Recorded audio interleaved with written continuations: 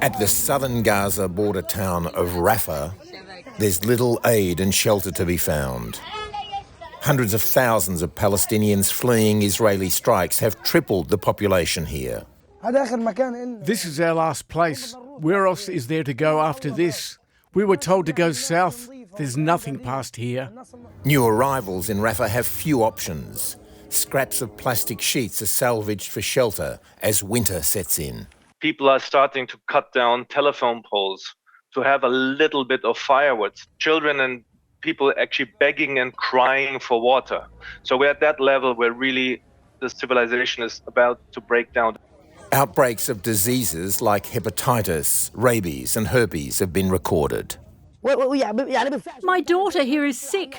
Look at her legs. She has a fever.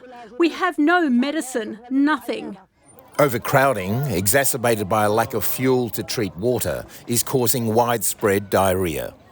Still, it wasn't enough to pass a resolution for a ceasefire at the United Nations Security Council. En contra. Against.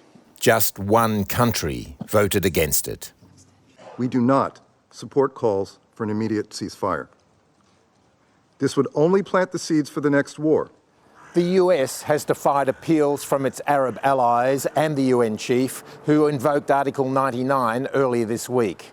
Now, the Biden administration is reportedly pressing Congress to approve a sale of 45,000 shells for use in Israeli tanks in Gaza. The deal, worth $750 million, has been condemned by human rights groups who say that it could make the US complicit in war crimes. In a time of darkness, festivities are welcomed.